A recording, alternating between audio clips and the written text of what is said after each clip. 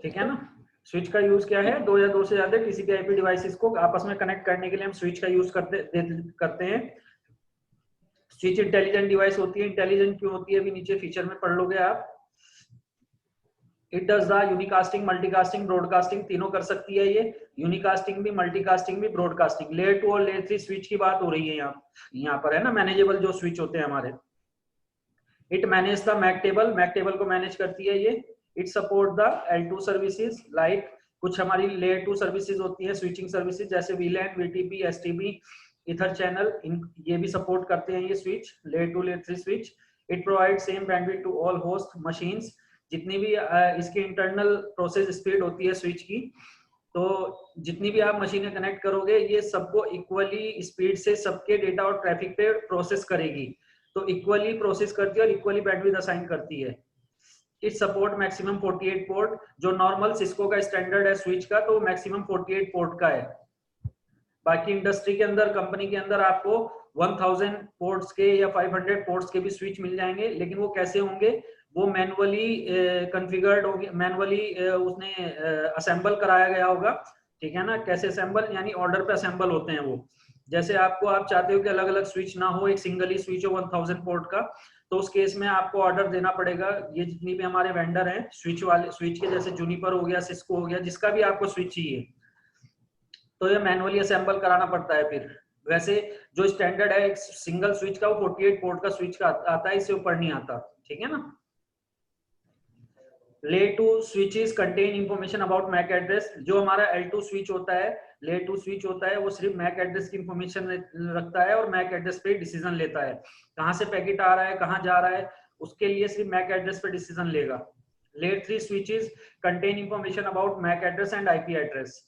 ये दोनों की इंफॉर्मेशन रखता है, ये आईपी पे भी डिसीजन लेता है और मैक पे भी। ये काम ऐसा ही करता है जैसे आपका, आप इससे ऐसा काम ले सकते हो जैसे आपका राउटर, क्योंकि राउटर आपका लेयर 3 डिवाइस होता है, तो जो आपका लेयर 3 स्विच होता है उससे आप एज अ राउटर बना के भी काम कर सकते हो। बट कंसेप्ट ये है, जो हमारा लेयर 3 स्विच होता है, आप उस पर कंप्लीट वो सर्विसेज नहीं लगा सकते जो आप राउटर पे लगा सकते हो। जैसे राउटिंग भी कंप्लीट नहीं कर सकते, ये जो लेयर 3 स्विच होगा आपका स्टैटिक राउटिंग को सपोर्ट कर देगा, डिफॉल्ट आप इस पे लगा लोगे, रिप आप इस पे लगा लोगे, EIGRP लगा लोगे, OSPF पे नहीं लगा पाओगे आप इस पे, OSPF को सपोर्ट ही नहीं करेगा लेयर 3 स्विच, है ना। Switch always learn the source MAC address to manage the MAC table. MAC table बनाने के लिए स्विच हमेशा सोर्स मैक एड्रेस को लर्न करता है, जो ये मैक टेबल बनाता है।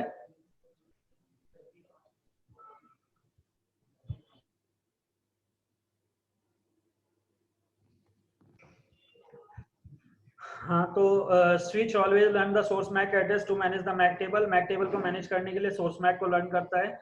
ये कैसे लर्न करता है सोर्स मैक को, ये मैं अभी बताऊंगा आपको, ठीक है ना। मैनेजेबल स्विच की आपकी कौन कौन सी सीरीज आपको मिल जाएगी मार्केट में देखने के लिए, जैसे 800, 1000, 1200, 1800, 1600, 1700, 2000, 2400, 2600, 2800, 2900, 3500, 3600, 4500, 6500, 7000, ये 7000 का नहीं है, 6500 तक आते हैं स्विच आपके मैक्सिमम, आपको जो मार्केट में मिलेंगे स्विच। अब बेसिकली आप लेयर 2 लेयर 3 स्विच को पहचानोगे कैसे, जो नॉर्मली अगर आपके सामने मल्टीपल स्विचेस रखे हैं, तो लेयर 2 लेयर 3 पे कोई उसमें मेंशन नहीं किया होता उसके फ्रंट पे या बैक साइड पे के लेयर 2 स्विच है या लेयर 3 स्विच है, तो आप उसे पहचानने के लिए उसकी सीरीज से पहचानोगे। देखो 35,500 सीरीज से जो नीचे के जो स्विच होंगे वो आपके लेयर 2 स्विच होंगे। 3500 सीरीज से लेकर ऊपर के जितने भी स्विच होंगे वो आपके लेयर 3 स्विच होंगे, ठीक है ना। तो आप सीरीज में से नॉर्मली कैसे पहचानोगे, उसकी सीरीज से पहचानोगे कि 3500 सीरीज और उससे नीचे के जो सीरीज होगी वो सब आपकी लेयर 2 स्विचेस की होगी, और 3500 से लेकर और ऊपर जितनी भी सीरीज होगी वो आपकी लेयर 3 स्विच होगी, ठीक है। ये इसके कंपोनेंट है, वैसे ही वही कंपोनेंट है जो आपके राउटर में थे एज इट इज, जैसे प्रोसेसर चिप, रोम, रैम, EEPROM, NVRAM, मदरबोर्ड, ठीक है ना। इसके अलावा पोर्ट, स्टार्टअप प्रोसेस कौन से होते हैं इसके, जैसे पोस्ट, सबसे पहले पोस्ट चलता है, फाइंड मिनी आई उसको फाइंड करता है, लोड मिनी आई उसको करता है, फाइंड करेगा मेन आईओएस को, और उसके उसकी कॉन्फ़िगरेशन के लिए फाइंड करेगा स्टार्टअप कॉन्फ़िग फाइल को, और दोनों चीजें जब मिल जाएंगी तो लोड कर देगा आईओएस को कॉन्फ़िगरेशन के साथ। ठीक है ना, तो ये बना लो आप।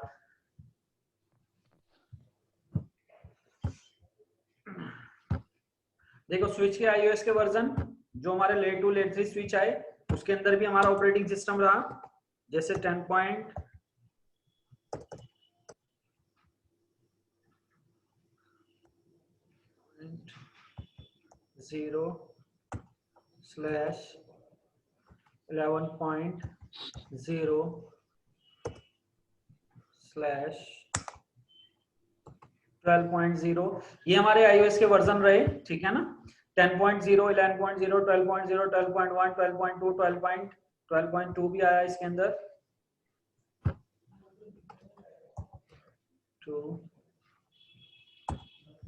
12.3, 12.4, 15.0, ठीक है ना, और 15.1, 15.2 ये हमारे iOS के वर्जन हैं जो हमारे लेयर 3 स्विच में है, लेयर 2 स्विच में आपको मिलेंगे, जिनके थ्रू आप उसे ऑपरेट करते हो लेयर 3 लेयर 2 स्विच को। ठीक है ना, अब स्विच के अंदर आपको कौन कौन से पोर्ट मिलते हैं, जैसे हमारे राउटर के अंदर serial port, smart port, fast Ethernet, Ethernet, gigabit Ethernet, ठीक है ना, वो पोर्ट होते हैं, या फिर BRI, AUI जो मैंने आपको बताए थे। इसी तरीके से स्विच में आपको बेसिकली कौन कौन से पोर्ट मिलेंगे, मोस्ट प्रोबेबली आपको जो मिलेंगे नॉर्मली ये 4 मिलेंगे। कंसोल पोर्ट मिलेगा जिससे आप उसे एक्सेस करके मैनेज करोगे, दूसरा आपका इथरनेट पोर्ट मिलेगा, फास्ट इथरनेट, गीगाबाइट, इन तीनों में से कोई सा भी मिल सकता है आपको, वो आपकी सीरीज के ऊपर डिपेंड करता है कि आप कौन सी सीरीज के स्विच खरीद रहे हो, ठीक है ना, परचेज कर रहे हो, तो वो उस हिसाब से उसके अंदर पोर्ट्स आते हैं। तो अगर आपको रिक्वायरमेंट सारे गीगाबिट इंटरफेस की है तो आप उसी हिसाब से सीरीज खरीदोगे, सीरीज का स्विच खरीदोगे, यानी आपको अगर गीगाबिट के लिंक चाहिए तो कम से कम आपको 3500 सीरीज से ऊपर की सीरीज का स्विच लेना पड़ेगा जिसमें आपको गीगाबिट के पोर्ट मिलेंगे। ठीक है ना, तो ये तीनों लैन पोर्ट हैं, TCP IP डिवाइसेस को कनेक्ट करने के लिए यूज होते हैं। इसके अलावा बहुत से स्विचेस, कुछ सीरीज हमारी स्विचेस की ऐसी आती है जिसमें आपको कोएक्सियल पोर्ट भी मिलेगा, और कुछ हमारे स्विच आते हैं SFP स्विच। SFP स्विच क्या होता है, switch fibre port switch, switch fibre port, यानी बहुत से स्विच में आपके इथरनेट के साथ साथ आपके SFP पोर्ट भी होते हैं, डायरेक्ट फाइबर केबल आकर हमारी कनेक्ट होती है इस पोर्ट पर, SFP पर। ये आपको 3550 सीरीज का आप स्विच देखोगे ना तो 2 पोर्ट इसमें गीगाबिट के मिलेंगे, लेकिन वो 2 पोर्ट जो गीगाबिट के होंगे वो SFP में होंगे, यानी SFP यानी फाइबर लिंक में होंगे, वो नॉर्मल लैन इथरनेट लिंक में नहीं मिलेंगे आपको, होंगे वो गीगाबिट के ही, लेकिन वो फाइबर कन्वर्टर के साथ होंगे, यानी फाइबर की केबल आकर डायरेक्ट उसमें कनेक्ट होगी। ठीक है ना, अब ये जो स्विच के हमारे इंटरफेस होते हैं, इथरनेट, गीगाबिट इथरनेट या फास्ट इथरनेट, ये जितने भी हमारे इंटरफेसेस होते हैं ये 2 मोड में काम करते हैं बाय डिफॉल्ट। इसमें जो मोड रहता है हमारे स्विच के इंटरफेसेस का वो एक्सेस मोड रहता है। एक्सेस मोड के अंदर क्या होता है, एक्सेस मोड के अंदर जितने भी इंटरफेस रहेंगे वो सभी यूजर के ट्रैफिक को रिसीव भी करेंगे और फॉरवर्ड भी करेंगे। ठीक है ना, यूजर के ट्रैफिक को, है ना, याद रखना, लेकिन जो ट्रंक मोड होगा वो यूजर के ट्रैफिक को भी फॉरवर्ड करेगा, और जो हमारा स्विचिंग ट्रैफिक होगा, जैसे हमारी वीलैन की इंफॉर्मेशन शेयर कर रहे हैं हम एक स्विच से दूसरे स्विच में, यानी वीलैन इंफॉर्मेशन शेयर कर रहे हैं, तो ये डेटाबेस जो है वो स्विचिंग डेटाबेस है। इस डेटाबेस को शेयर करने के लिए या ट्रांसफर करने के लिए हमारे इंटरफेस कैपेबल नहीं होते, क्योंकि हमारे interface by default access mode में रहते हैं। तो अगर आपको यूजर ट्रैफिक के साथ साथ स्विचिंग ट्रैफिक को भी ट्रेवल कराना है अपने लिंक पे, तो उस केस में आप उस लिंक को ट्रंक मोड पे ले जाओगे, जिससे आपको स्विचिंग ट्रैफिक निकालना है बाहर, यानी ट्रेवल कराना है जिस लिंक पे। ये हम प्रैक्टिकल करेंगे ट्रंक मोड का, है ना। तो एक्सेस मोड समझ गए, बाय डिफॉल्ट सारे इंटरफेस हमारे स्विच के लेयर 2 लेयर 3 स्विच के एक्सेस मोड में होते हैं, जो सिर्फ यूजर के ट्रैफिक के लिए यूज होता है, यूजर का ट्रैफिक पास आउट करने के लिए। ट्रंक मोड यूजर ट्रैफिक को भी पास आउट कर सकता है, और स्विचिंग ट्रैफिक जो होगा उसे भी पास आउट कर सकता है, उसे भी ट्रैवल करा सकता है। कंसेप्ट ये है कि ट्रंक मोड को मैनुअल कॉन्फ़िगर करना पड़ता है, ये बाय डिफॉल्ट नहीं होता। ठीक है, चलो इसके बाद स्विच को एक्सेस करने के लिए वही आपके पास एक मशीन होनी चाहिए, कंसोल केबल होनी चाहिए, कंसोल केबल कंसोल पोर्ट में लगेगी जाकर, और कंसोल पोर्ट के थ्रू आप उसे एक्सेस करोगे पुटी सॉफ्टवेयर के थ्रू। ठीक है ना? ये लिखना है या ओके है?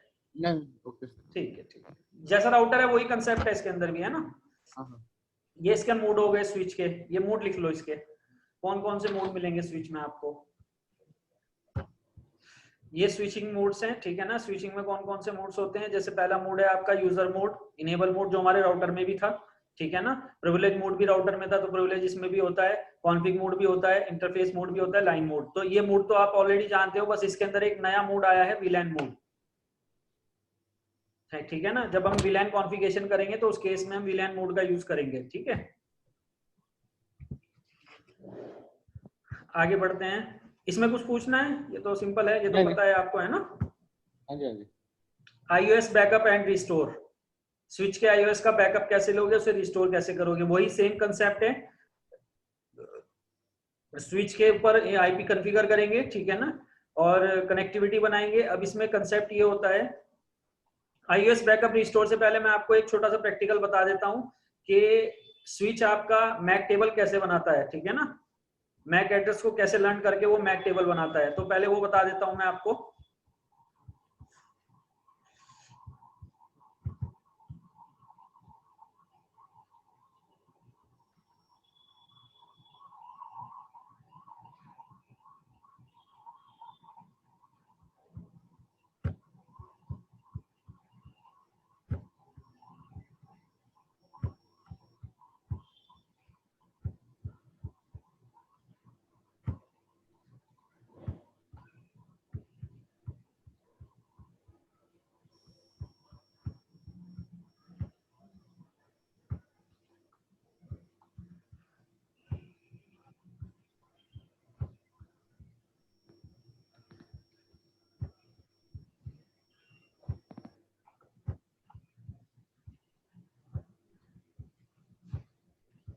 स्विच टू स्विच कनेक्शन भी क्रॉस केबल्स होता है?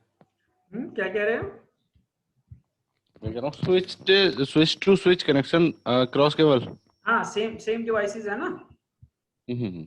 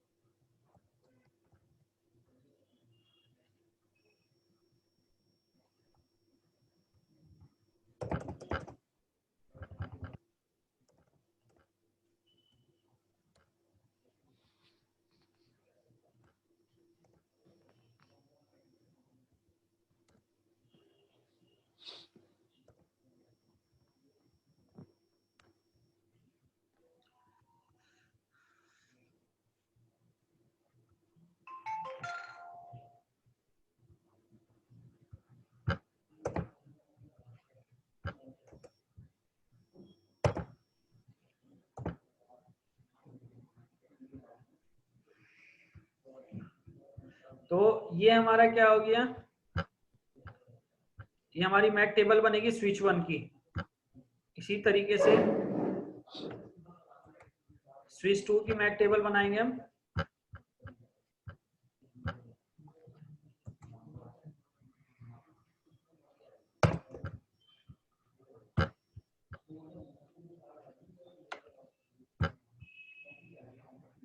ये तो बाई डिफॉल्ट बनती होगी ना सर इसमें? हाँ, ये ऑटोमेटिक बनती है, लेकिन बनती कैसे है वो मैं बता रहा हूँ आपको, है ना? ये बनाएगा कैसे, ये तो डायनेमिकली बनती है, लेकिन बनाएगा वो कैसे? अब जैसे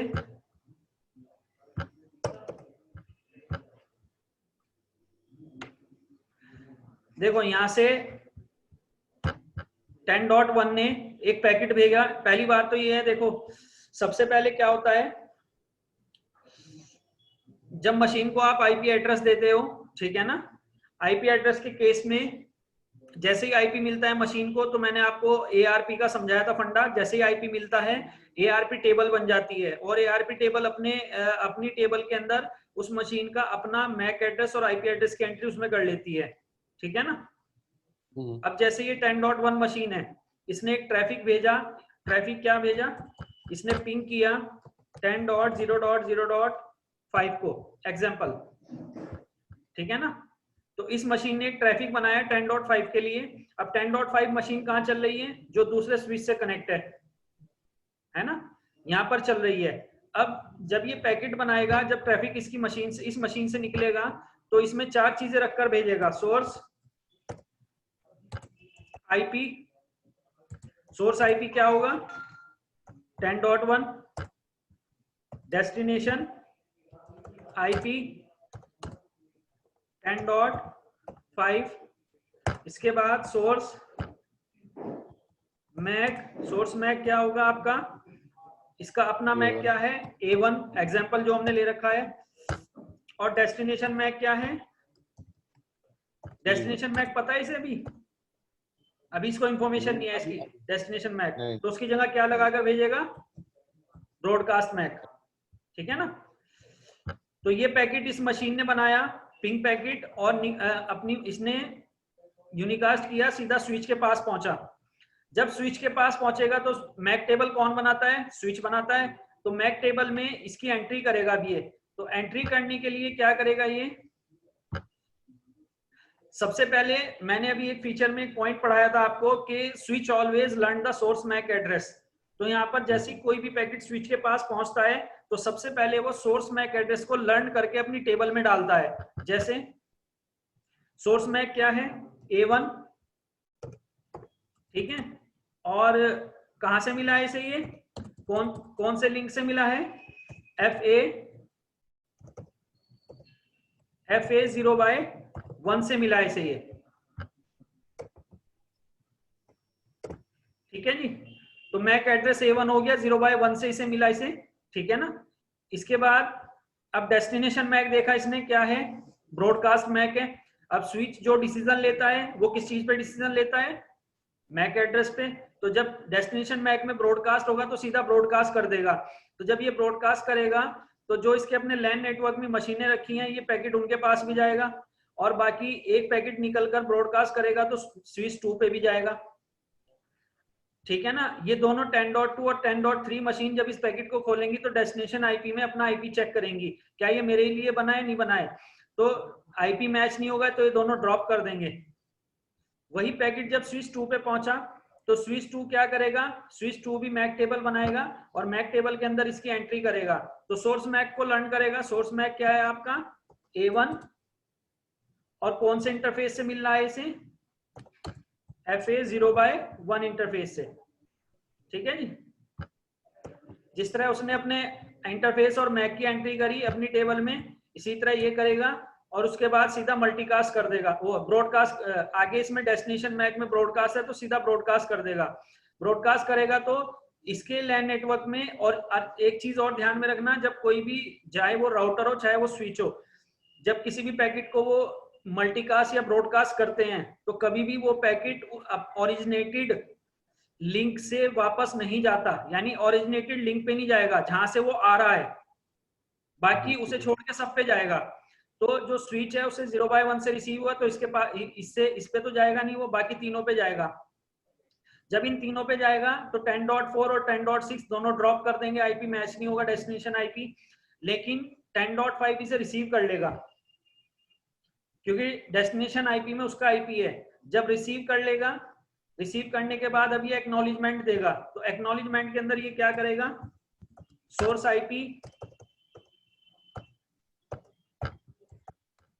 आईपी में डालेगा 10.5 डेस्टिनेशन आईपी,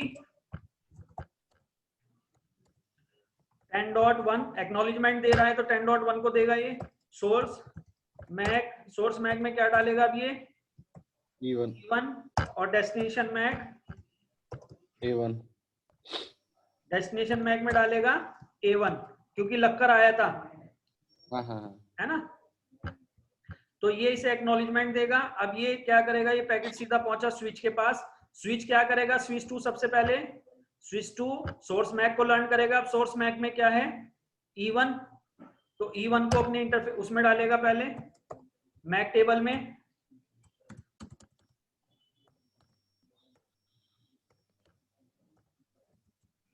और उसके लिंक कौन से लिंक से मिला है, ये FA0/2 से मिला है, उस लिंक का नाम। इसके बाद अब ये स्विच क्या करेगा, डेस्टिनेशन आईपी देखेगा, A1 है, और अपने मैक टेबल में देखेगा कि A1 है मेरे पास या नहीं है। उसने देखा A1 है और 0/1 पे चल रहा है, तो सीधा 0/1 पे लिंक पे ट्रैफिक डाल देगा और सीधा पहुंचेगा स्विच के पास, ठीक है ना, स्विच 1 के पास। स्विच 1 क्या करेगा, सबसे पहले सोर्स मैक को लर्न करेगा इसी की तरह जिस तरह इसने किया है। तो सोर्स मैक को लर्न क्या करेगा, ये E1 अपनी टेबल में डालेगा और कौन से लिंक से मिल रहा है उस लिंक का नाम डालेगा। एग्जाम्पल ये मिल रहा है 0/4 से, एग्जाम्पल, ठीक है ना। और उसके बाद डेस्टिनेशन मैक देखेगा कि A1 है, तो A1 उसकी टेबल में है और कौन से लिंक पे चल रहा है, 0/1 पे, सीधा उसी मशीन के पास। यूनिकास्ट, एक्नॉलेजमेंट हमेशा यूनिकास्ट होते हैं। तो देखो दोनों ही स्विच की मैक टेबल के अंदर 2 एंट्री हो गई, एक A1 की हो गई, एक E1 की हो गई। इस एंट्री के अंदर आपने ये चीज, आपको ये चीज ऑब्जर्व हो जाए, आप ये ऑब्जर्व करोगे कि दोनों ही स्विच ने सबसे पहले क्या किया, सोर्स मैक को लर्न करके अपनी एंट्री उसमें डाला मैक टेबल में। डेस्टिनेशन मैक पे डिसीजन लेते हैं स्विच, ये कभी भी डेस्टिनेशन मैक को अपनी टेबल में नहीं डालते, ये ध्यान में रखना। अपनी टेबल में सोर्स मैक डालते हैं सिर्फ, और डेस्टिनेशन मैक पे डिसीजन लेते हैं, ठीक है ना। जैसे इसने डिसीजन लिया ब्रॉडकास्ट है तो ब्रॉडकास्ट, इसने भी डिसीजन लिया डेस्टिनेशन ब्रॉडकास्ट है तो ब्रॉडकास्ट। अब वापस जब एक्नॉलेजमेंट आ रहा था तो उसकी एंट्री हो चुकी थी उसकी टेबल में, तो एक्नॉलेजमेंट देने के लिए उसे दिक्कत नहीं हुई और उसे उस एंट्री को करने की से जरूरत नहीं पड़ी। क्यों नहीं जरूरत पड़ी एंट्री करने की, क्योंकि ऑलरेडी जब इसने जो डेस्टिनेशन मैक डाला था वो ऑलरेडी उसकी टेबल में है, उस पर डिसीजन लेगा ये। क्लियर है ये चीज। तो ये मैक टेबल इस तरीके से जितनी मशीनों के बीच कम्युनिकेशन होता चला जाएगा, ये ध्यान में रखना, मैक टेबल अपने आप से नहीं बनती। जब तक मशीनों के बीच कम्युनिकेशन नहीं होगा, डिवाइसेस के बीच कम्युनिकेशन नहीं होगा, तब तक मैक टेबल के अंदर उन मशीनों के मैक एड्रेस और इंटरफेस की एंट्री नहीं होती, ठीक है ना। जब तक कम्युनिकेशन अपने आप नहीं बनेगा, ये जब बनेगा जब आप कम्युनिकेशन करोगे, जब किसी के लिए पैकेट या ट्रैफिक बनाओगे, जब स्विच के पास कोई ट्रैफिक आएगा तभी ये मैक टेबल के अंदर उसकी एंट्री करेगा, नहीं तो चाहे आपने जब तक कम्युनिकेशन नहीं करोगे इसकी मैक टेबल खाली पड़ी रहेगी। अब देखो, अब इन दोनों ने कम्युनिकेशन किया, दोनों की एंट्री दोनों स्विच में हो गई, बाकी ने कुछ कम्युनिकेशन ही नहीं किया तो कोई एंट्री नहीं होगी उनकी इसमें, ठीक है। और ये जो मैक टेबल होती है इसका रिफ्रेश टाइमर होता है 300 सेकंड। हर 300 सेकंड के अंदर ये मैक टेबल को यानी हर 5 मिनट में रिफ्रेश करता है स्विच। 5 सेकंड,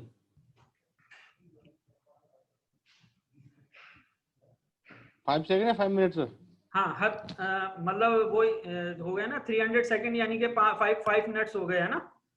रिफ्रेश करेगा ये, और रिफ्रेश का मतलब ये है कि ये चेक करेगा उन सबको जिन जिन की एंट्रीज की मैक टेबल में होगी, उन सबके पास एक पैकेट भेजेगा, उनसे एक्नॉलेजमेंट मांगेगा और चेक करेगा कि वो लाइव है या नहीं है जिनकी एंट्री मेरे पास है, ठीक है ना। ये चीज क्लियर है, मैक टेबल कैसे बनाता है स्विच, ठीक है। हाँ जी सर। iOS बैकअप के लिए वही रिक्वायरमेंट है जो हमारे राउटर के अंदर थी, जब राउटर का iOS का बैकअप लिया जाता था, तो यहाँ पर भी वही है कि set the IP on switch and backup PC, यानी आईपी सेट करेंगे जो स्विच है जिसके iOS का बैकअप लेना है उस पर, और बैकअप पीसी जिससे पे हमें बैकअप चाहिए उस मशीन पर आईपी सेट करेंगे। उसके बाद install TFTP software on backup PC, जिसपे हमें बैकअप रखना है उस पर टीएफटीपी सॉफ्टवेयर हमारा रहना चाहिए, क्योंकि टीएफटीपी की हेल्प से ही हम बैकअप बनाएंगे, बैकअप अपनी मशीन पे स्टोर करेंगे जैसे कि हमने राउटर में किया था, ठीक है ना। Connectivity should be proper between switch and backup PC, connectivity proper रहनी चाहिए स्विच और बैकअप पीसी के अंदर।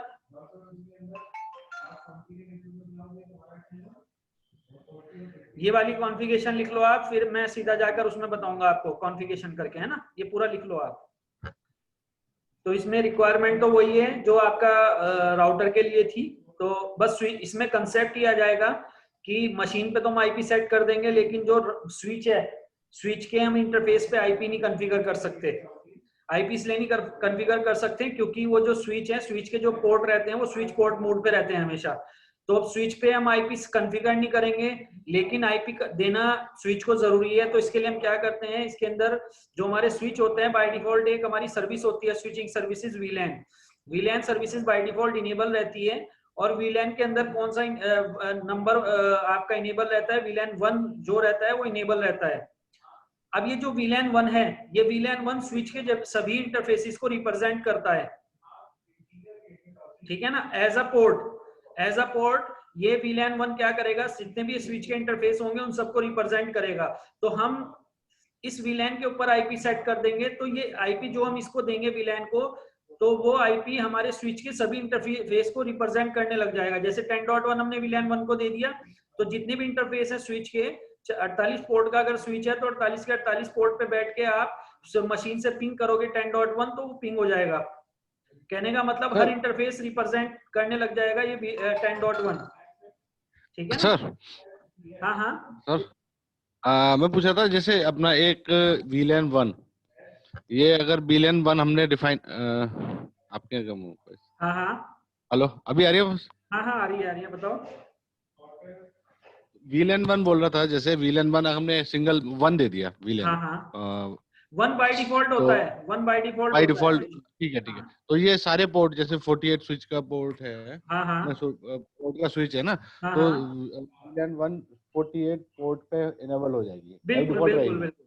यानी है ना। ये अगर 10.1 जो है ये सभी इंटरफेसेस के लिए एप्लीकेबल हो जाएगा फिर। यानी आपने अच्छा सब 10 डॉट, इंटरफेस पे 10.1 दे दिया आईपी, अच्छा ठीक है ठीक ना। है। अच्छा, और अगर हम वीलैन और भी देना चाहें जिसमें कई हाँ सारे अगर ग्रुप आप बना सकते वीलैन, हैं? हाँ अगर आप वीलैन 2 बनाते हो, तो वीलैन 2 अगर आप बनाओगे तो वीलैन 1 वीलैन 2 दोनों अलग अलग होंगे। अब आपको इसमें मैनुअली इंटरफेस डालने पड़ेंगे कि आप वीलैन 1 में किसे रखना चाहते हो, वीलैन 2 में किसे। आगे जाके हम प्रैक्टिकल करेंगे इसका वीलैन का, है ना। अच्छा, फिर सर इसमें जैसे अभी बैकअप लेंगे, हाँ हाँ तो मान लीजिए हमारे पास 8 वीलैन है इसमें हाँ हाँ एक स्विच में, हाँ तो हाँ। फिर हम उसमें कौन सा आईपी एड्रेस लेंगे बैकअप के नहीं लिए? नहीं, अभी वीलैन का कंसेप्ट आगे आ रहा है, मैं उसका रोल आपको समझाऊंगा वीलैन का क्या है। जस्ट अभी इतना रोल इसका याद रखो कि जो वीलैन 1 है ये डिफॉल्ट होता है, और ये सभी इंटरफेसेस को रिप्रेजेंट करता है।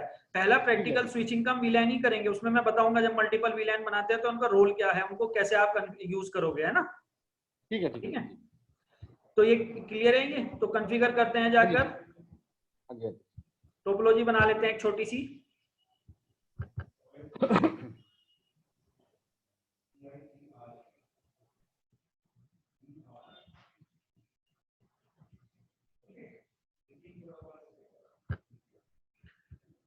तो जैसे ही हमारा स्विच है, मैं स्विच ले लेता हूं, देखो 2950-60 सीरीज का, इसमें 24 पोर्ट है, मैं दिखा देता हूं आपको। तो मशीन ले लेते हैं,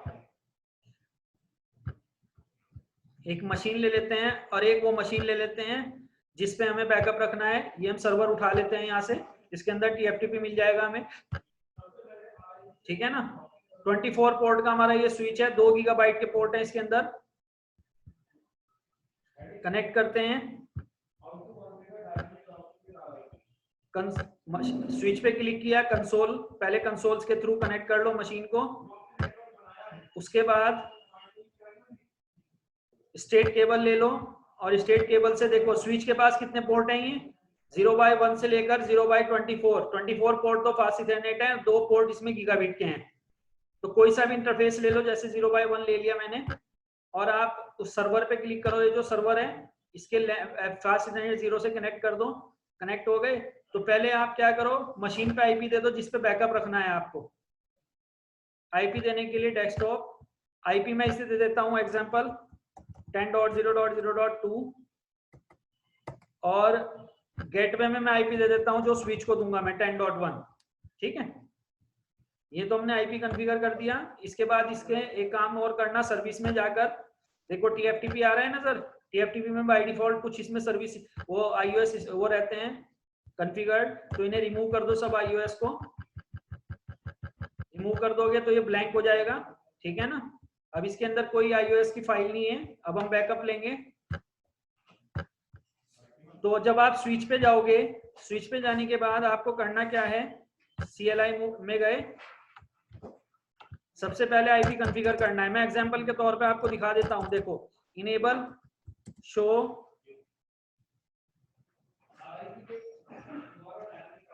रन, शो रन में मैं आपको दिखा देता हूं। सर इसमें भी नेम चेंज करने के लिए सेम कमांड होगी राउटर वाली? हाँ ना, बिल्कुल नेम चेंज करने के लिए सेम कमांड है, होस्ट नेम। देखो इसमें इंटरफेस है, फास्ट इंटरनेट 0/1 से लेकर 0/24 तक फास्ट इंटरनेट इंटरफेस है, और 2 गीगाबाइट के इसमें लिंक है। और देखो एक VLAN है इसके अंदर, interface VLAN 1, no IP add, अभी कोई आईपी नहीं है, शट डाउन पड़ा है ये, ठीक है ना। तो अभी मैं आपको ये भी दिखा देता हूँ कि सारे इंटरफेस आपके VLAN में कैसे काम कर रहे हैं। तो कमांड चलाएंगे हम पहले, शो VLAN कमांड चलाएंगे, तो इसके अंदर आपको सारे इंटरफेस नजर आ जाएंगे स्विच के, और ये भी दिखा देगा कि कौन से इंटरफेस पे, कौन से VLAN पे चल रहे हैं। देखो सारे इंटरफेस आ गए यहाँ पर, और VLAN 1, देखो VLAN की आईडी क्या दिखा रहा है, 1। अभी बाय डिफॉल्ट ये सारे हमारे VLAN 1 पे चल रहे हैं, ठीक है।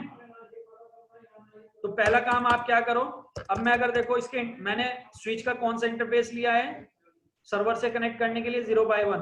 तो अगर मैं इस पे आईपी देता हूं जाकर डायरेक्ट इंटरफेस पे, config t intfa 0/1 IP add 10.0.0.1 subnet mask, तो देखो एरर दे देगा, कॉन्फ़िगर नहीं करने देगा, क्योंकि हमारे स्विच के इंटरफेस पे बाय डिफॉल्ट एक सर्विस इनेबल रहती है, स्विच पोर्ट सर्विसेज इनेबल रहती है, जिस वजह से आप इन्हें स्विचिंग के लिए तो यूज कर सकते हो, इंटरफेसेस को यूजर ट्रैफिक के लिए यूज कर सकते हो, बट आईपी कॉन्फ़िगर नहीं कर सकते, ठीक है।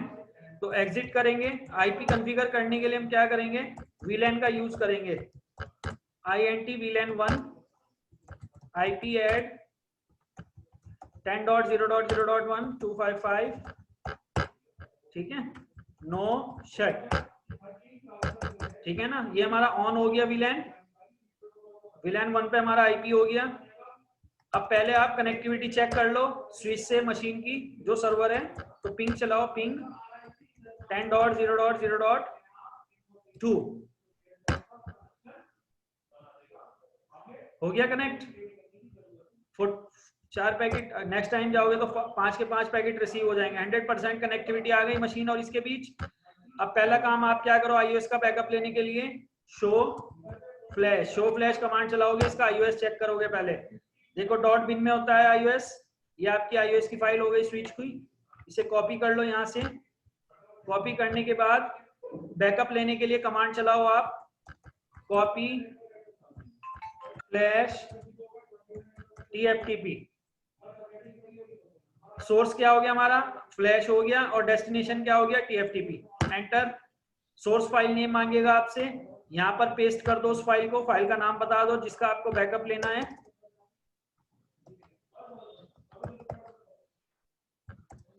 एंटर कर दो। उसके बाद वो एड्रेस और name of remote host, address मांग रहा है, ठीक है ना। किसका एड्रेस मांग रहा है, उस मशीन का जिस पे बैकअप रखना है आपको, तो 10.0.0.2 जहां पर TFTP है। डेस्टिनेशन फाइल नेम में आपसे श्योरिटी पूछेगा कि यही फाइल है जिसका बैकअप ले रहे हो, तो कुछ नहीं करना है, यहाँ पर आपको जस्ट एंटर करना है। तो देखो ये बैकअप चला गया, ठीक है ना, सक्सेसफुल कॉपी हो गया आपका। अब जाकर TFTP में चेक करते हैं iOS की फाइल, सर्विस TFTP, देखो आ गया, आ गई हमारी iOS फाइल। इसे रिस्टोर करने का भी वही तरीका है जैसे आप राउटर के iOS को रिस्टोर करते थे। तो रिस्टोर करने के लिए ये लिख लो आप, फिर मैं समझाता हूं इसे। देखो राउटर के स्विच के iOS के को रिकवर करने के लिए वही, जैसे राउटर के लिए भी 3 वे थे, ऐसे ही इसके अंदर है। जैसे TFTP के थ्रू हम अभी रिस्टोर करेंगे, ठीक है। एक एक्समोडेम के थ्रू आप इसे रिस्टोर कर सकते हो। एक्समोडेम एक टूल होता है, सॉफ्टवेयर होता है, जैसे हमारा TFTP ऐसे ही टूल होता है ये भी एक, ठीक है ना। या फिर हमारे कुछ स्विच ऐसे होते हैं, नहीं, सिस्को स्विच में iOS फ्लैश नहीं आता, 2 ही पॉइंट होते हैं इसके, तीसरा वाला काट दो, राउटर के अंदर आता है वो, स्विच के अंदर iOS एक्स्ट्रा रिमूवेबल नहीं होता। बट राउटर की 2811 सीरीज आप देखोगे तो उसके अंदर फ्लैश जो हमारा iOS फ्लैश होता है, दो फ्लैश डिवाइस होती है, वो रिमूवेबल होती है, रिमूव करके आप मशीन से कनेक्ट करके कॉपी पेस्ट कर सकते हो उसके अंदर। बट स्विच के अंदर दो ही वे हैं, या तो TFTP के थ्रू, ठीक है ना, या फिर आप एक्स मोडेम टूल के, ये भी एक टूल होता है, सॉफ्टवेयर ही होता है, इसके थ्रू भी कर सकते हो। रिकवर करने का वही तरीका है आपका, टू रिकवर और restore the switch iOS, copy TFTP flash, address और name of remote host, source file name, उस फाइल का नाम, डेस्टिनेशन फाइल नेम यही दिखाएगा, एंटर करना है, do you want to overwrite, confirm में एंटर करना है बस, ठीक है ना। तो इसी पे चला लेते हैं हम। अब देखो रिस्टोर करने के लिए कमांड क्या हो जाएगी, कॉपी TFTP, अब सोर्स हमारा TFTP हो गया और डेस्टिनेशन फ्लैश हो गया, ठीक है ना। एंटर, एड्रेस कहां से उठानी है आपको फाइल, 10.2 से, एंटर, सोर्स फाइल नेम क्या है आपकी, उस फाइल का नाम बताओगे आप, as it is, case sensitive है, एक लेटर भी अगर मिसमैच होगा तो ये उठाएगा नहीं वहां से, ठीक है ना। डेस्टिनेशन फाइल नेम यही है, एंटर करना है, do you want to overwrite, confirm के लिए पूछ रहा है, एंटर करना है, ये ओवरराइट हो गया, ठीक है ना। सेम वही चीज थी जैसे आपने राउटर के अंदर किया, क्लियर है। हाँ जी सर। तो ये आपका था राउटर का iOS का बैकअप और रिस्टोर, ठीक है। कल में हम करेंगे राउटर की पासवर्ड सिक्योरिटी, जैसे आपने स्विच पे की थी ऐसे ही आपकी जैसे आपने राउटर पे की थी पासवर्ड सिक्योरिटी, ऐसे ही आप स्विच पे भी पासवर्ड सिक्योरिटी लगाओगे, ठीक है ना। ठीक है। आज का कंसेप्ट क्लियर है, बेसिक आपका हो गया, ये एक बेसिक प्रैक्टिकल बस पासवर्ड सिक्योरिटी रह गया, उसके बाद सीधा स्विचिंग के प्रैक्टिकल स्टार्ट हो जाएंगे, कल ही में कर देंगे स्विचिंग स्टार्ट, ठीक है। ठीक है सर। ठीक है, चलो ठीक है, फिर कल में मिलते हैं, आज थोड़ा लेट हो गए, कल में टाइम से करेंगे स्टार्ट, ठीक है। ठीक है सर। ठीक है, ओके, बाय सर।